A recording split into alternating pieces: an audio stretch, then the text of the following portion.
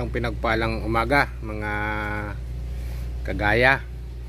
So ang tagal na nating hindi na-update yung ating aquaponics dito sa likod bahay ko. So ngayon mayroon ako ditong ampalaya. Ayan, ampalaya. Ayan, may bunga po siya. Ayan, ampalaya. At yung ating sitaw, ayan. So mamumulaklak na rin yung ating sitaw. So dito po yan nandito po yung puno nila, oh. Ayan.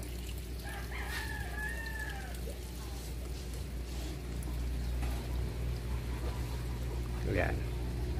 So ito po yung ating aquaponics. Dati po yung mga alaga nating tilapia rito binebenta natin.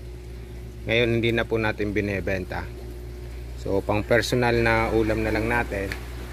At kapag may bisita, yun yung minuhuli natin at linuluto. Tapos yun, dati kangkong ang mga laman yan. Ngayon tinanggalan ko ng graba, ginawa kong azola.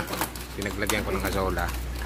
Kasi nga ito, pinukulang na rin yung ating azola kasi pampakain natin sa ating mga alagang manok. Laki pong pakinabang nitong aquaponics ko. Gawa ng nagiging pang-ulam namin yan. Saka yun nga, may mga gulay patang na na-harvest. Ayan, gulay natin. Ayan, kamatis, may bulaklak na rin yan. Mamumunga na rin yan. Sunod. Yan, ito pong nasa ibabaw is water lettuce. Saka ito, mga azola to. So itong area na to, gagawin pa rin natin tong taniman ng azola. Kaya inalis ko na yung mga tuna box dito. Dito ko na linagay yung tuna box na pagtataniman natin ng ating lettuce. So gumawa kami ng additional na mesa pagpatungan itong tuna box na to. So dito natin magdadagdag ulit tayo ng lettuce dito para sa ating hydroponics. So yung portion na to, dati may nakapatong mga tuna box dito. Tinanggal na natin at gagawin din natin tong lagayan ng azola. So antabayanan nyo rin yan. I-document po natin yan kung magkano magagastos natin at anong ma-harvest nating azola rito. Kasi malaking tipid po kasi yung azola, pampakain din natin sa ating tilapia and at the same time pakain natin sa ating mga alagang manok. So malaking bagay yung matitipid pag gano'n. So ngayon gumagana ang ating pump. Ayan. So, gumagana yung siphon. So malinaw po yung tubig dito. Malinaw po yung tubig natin pag tiningnan nyo. Malinaw po yan.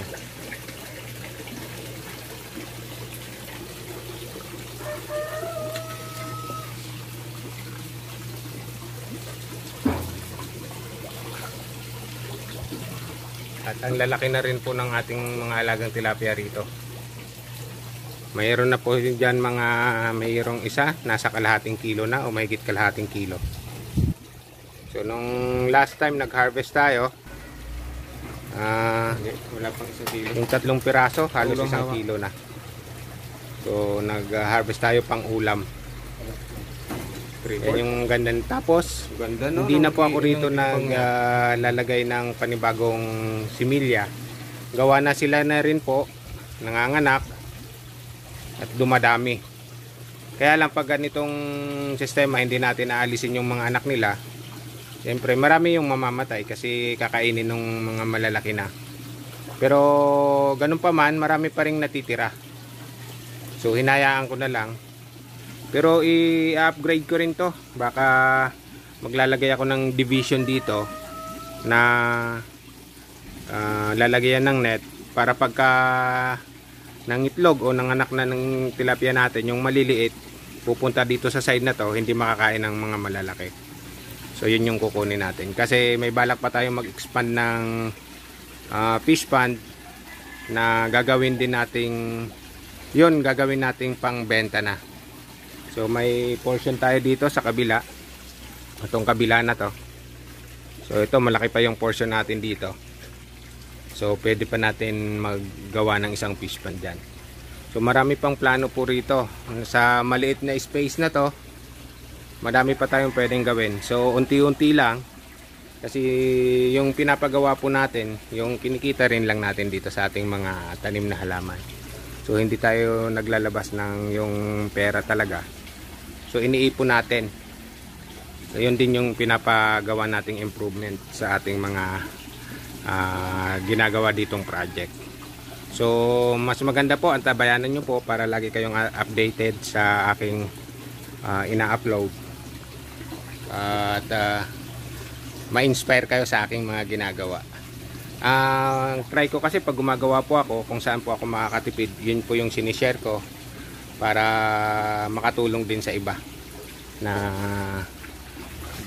gustong gayahin yung ganito pamamaraan, aquaponics saka hydroponics.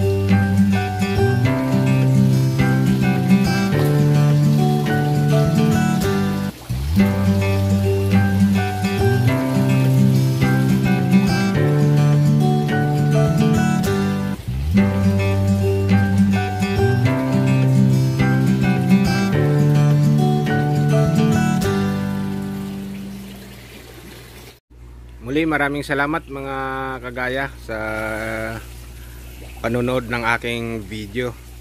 So itong operation nito, na-discuss ko na to sa mga previous uploaded video ko sa aming YouTube channel. So kung paano gumagana yan, kung paano gumagana ang ating filtration. So balikan nyo na lang po yung mga nauna kong in-upload na video kung gusto nyong malaman kung paano gumagana yung system na to. So napakadali lang po. Karamihan dito ay DIY lang. So ginaya rin lang natin. Kaya kayang-kaya nyo rin pong gayahin. Wala po tayong tinagong sikreto dyan. Balikan nyo po yung mga nauna kong video. So marami kayong matututunan doon. At kung mayroon man kayong katanungan, pwede nyo po kami i-message. Lagi ko pong sinasabi, sumasagot po kami sa abot ng aming makakaya. Message lang po kayo sa aming FB page at Ning's Leafy Greens. So sasagutin po natin yung mga katanungan nyo. Muli, maraming salamat sa inyong panonood and God bless.